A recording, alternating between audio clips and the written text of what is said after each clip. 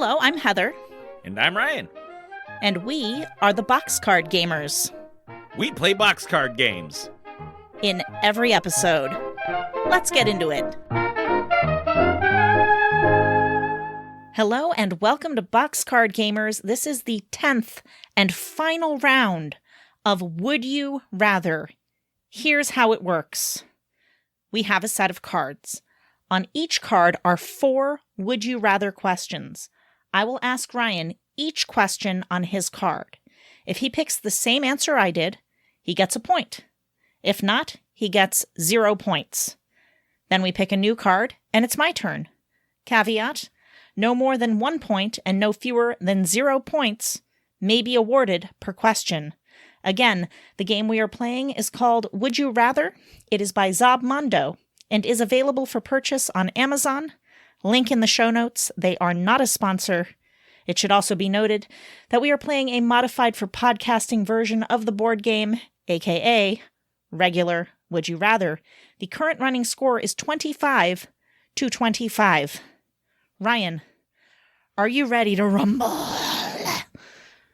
I am ready, Heather. Super great. Ran out of breath back there, sorry.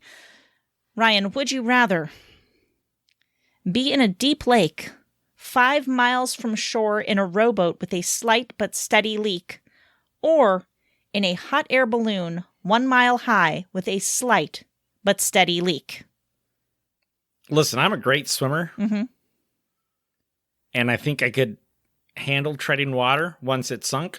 But I think the safer option would be the hot air balloon, because at least I'll land safely. And more than likely, I'll be close to civilization or main roads that I could. And I probably won't be by myself. I'll be with like a person who actually is operating it. And he probably has better survival instincts than me. So we'll make it out and back into town before the day's over. Ryan, once again, you just come in with a logic that seems infallible. I don't know if it's just a being in the air versus being down. Like, I can swim, but I can't fly. You know what I mean? Right. Which is kind of where my mind went when I was thinking about this, because I really did think about this, and I wondered, like, which one would be safer. Hot air balloons are kind of risky. Like, they've got, like, sudden gusts of wind and things can make it go bad. Sure. You know? But how often does that happen? I really don't know. I don't know the statistics on hot air balloon disasters.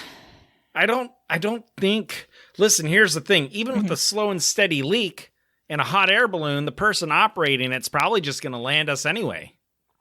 Mm-hmm. Before it's too late. You're 5 miles out with a slow and steady leak. You're already rowing, right? You got to row to get to shore, right? How far are you really going to be able to make it in a rowboat before it sinks? And then you got to try and swim the rest of the way. So what happens if you only make it a mile and your boat's toast? Ryan, that is all great questions. Since I'm the captain of this rowboat, I am going to make the first mate row while I just dump buckets of water out, and we're going to make it with the rowboat. Then we'll switch. When his arms get tired, we'll switch. He'll dump the buckets of water out, and I'll row. But there's no bucket. I will allow you to have a first mate. Really? Okay, great. He's going to use his hat. Using his hat. I said there's somebody already operating the hot air balloon, because I certainly can't operate one. So it stands to reason that there'd be somebody else, at least one other person in there with me. Uh-huh. But in a rowboat, you know how to row. But you're probably out with your homeboy or homegirl. First mate. My first mate. Or your husband. I am the captain of this rowboat. Heather, I think your answer is stupid, and you know that I'm right. And yet, but sadly, whatever. You don't get a point. Ryan, the gods have smiled on you through every game. Don't give up yet. We've only got a few more questions to go. Would you rather navigate through life with 3D glasses always on, or wearing a milk mustache at all times? I honestly think the 3D glasses would be less annoying because it's not like it really does anything unless you're in front of a special like projection of a movie to make it 3D. I mean, have you worn the Real D? Like, they're just like sunglasses. Yeah, I was going to say, this is one of those questions that makes me think this game is like way older than the other games we've played, because I don't know if you remember the old school 3D glasses. Yeah, would have been the red and blue super ones. annoying to wear all the time. Those were ridiculous. But the new ones, you can barely tell the difference between having them on or off. So, and I just, I'm too classy for a milk mustache, Ryan. Yeah, same. And it's going to rot and start smelling bad. And Yeah. Well, you know what, Ryan? Point for you for picking the 3D Heather. glasses. Ryan, would you rather live to be 150 or live to be only 50 but never have your body age past 25? Ooh. Tough one. This one is tough because I certainly feel much older than my age as it is physically, not mentally. Mentally, I feel much younger than my age. And I couldn't imagine living 150 years. Like I would probably outlive like people. Like everybody that I cared about, I'd outlive. Yeah. And then I'd just be a lonely old man with nobody. Yeah. I think I would rather live till 50, but always be physically or mentally or whatever, 25, whatever it said. That sounds much better. I'm going with that. Ryan, it does sound much better, but you don't get a point. But before you tell me I'm stupid, you're going to hear my reason for wanting to live to 150, and you're going to realize it's a good one. If I live till I'm 150, then I am always there to care for Charlotte until the day she dies. And That's I don't fair. have to worry about dying and wondering who's going to take care of her after I'm gone, which is my current concern. Heather, Yes. I do not think that is a stupid answer. Thank you, but Ryan. you are stupid. And you are immature. You said it yourself a few minutes ago, how young you feel mentally. All right, that's how I construed it for my petty benefit. Ryan, would you rather be a big slow bird or a fast little fish? I mean, either way. See, if I'm a big slow bird, then that means I'm a turkey. Which means that I'm probably going to get eaten at some point. Unless I'm a wild turkey, then I could potentially survive. But if I was a little fast fish, I'm probably going to get eaten pretty fast.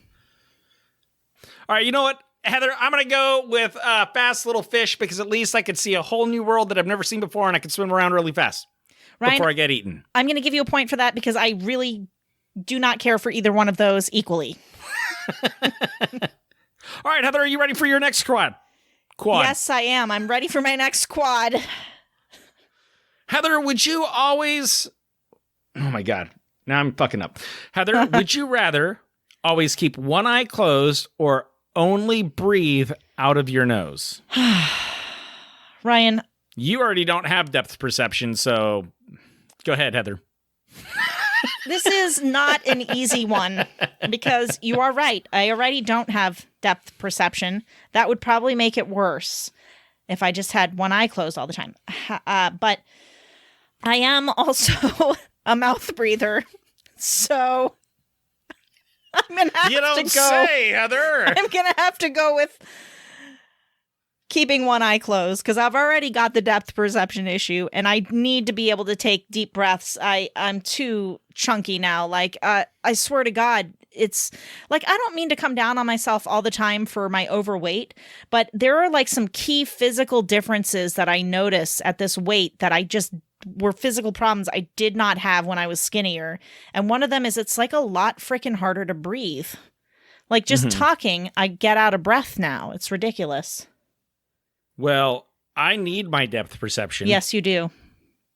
So I would rather breathe out of my nose since I already breathe out of my nose most of the time anyway, because I am not a mouth breather, Heather. Yes, you are.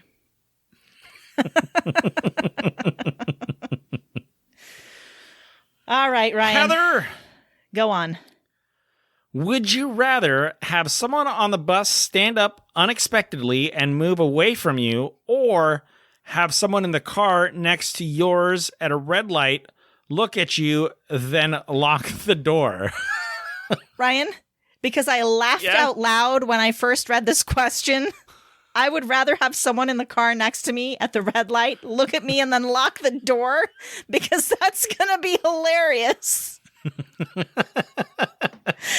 I mean, I would have to agree with you. I mean, neither one of these are like bad situations. No, I don't care. And I'm right there with you with the comedy factor. That would make my day.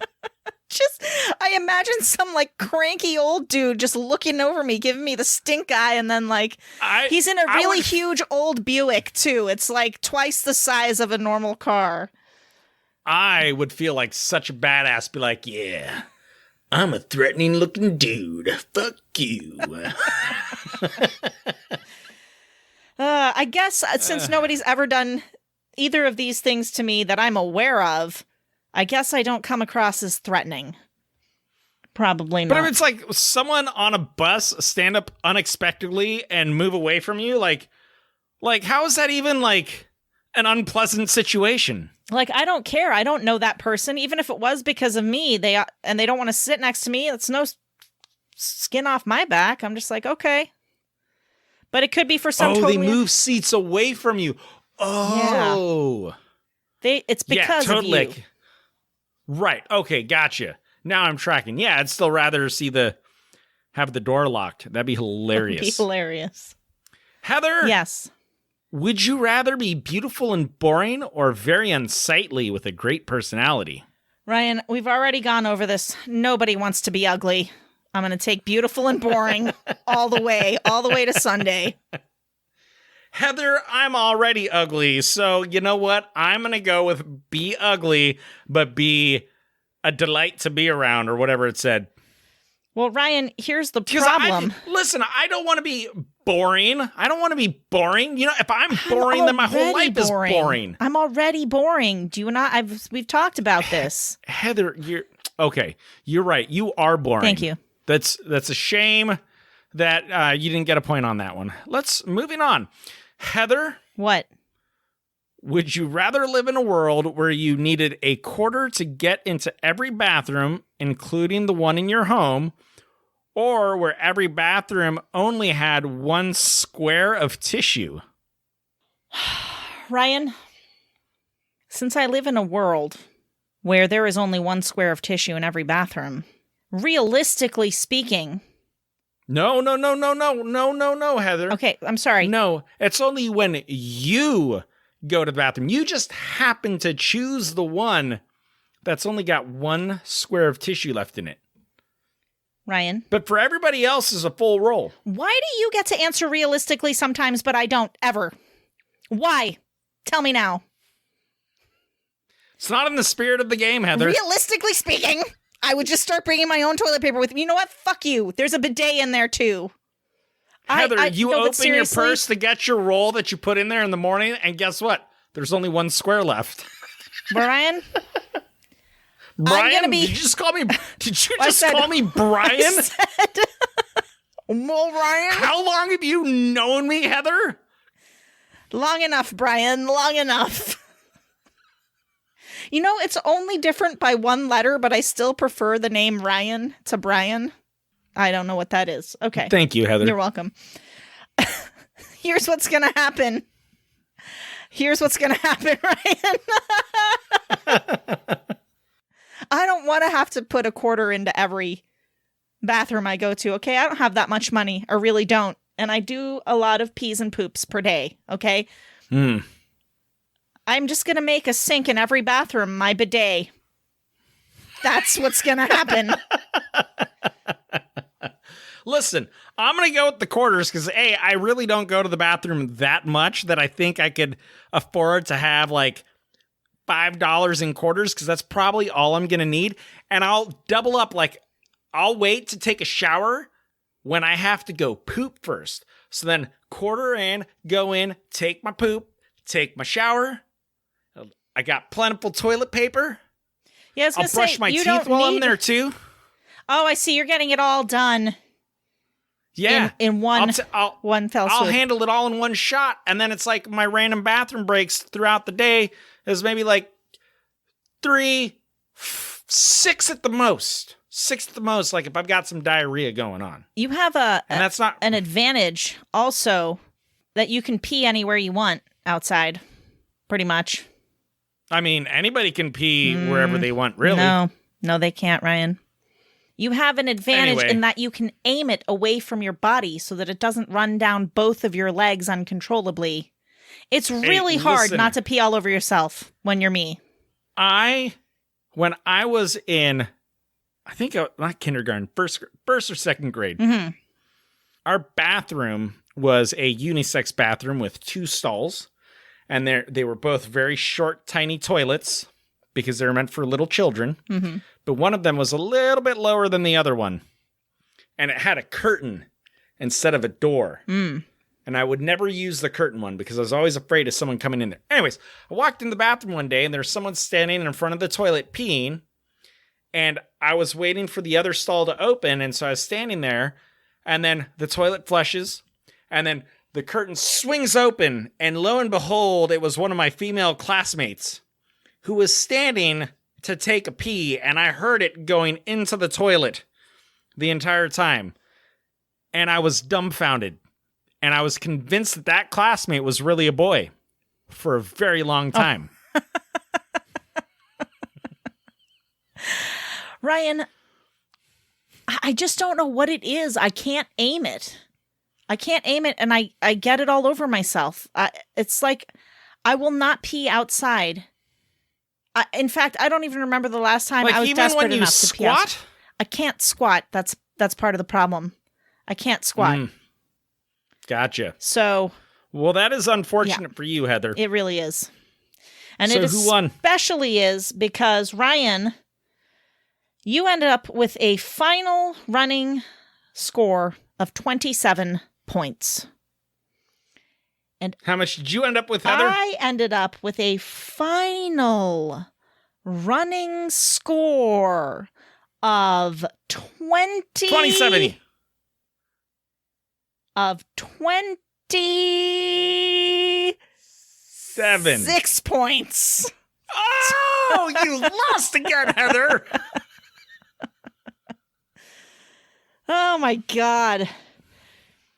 Well, look, this has been a short episode in a long, grueling battle to my 5th loss. How many games have we done? I've lost all of them. Well, I won stupid deaths the one time we played one round, but that's probably because I had somebody else on my team. I think you would have won anyway. Do you? Do you?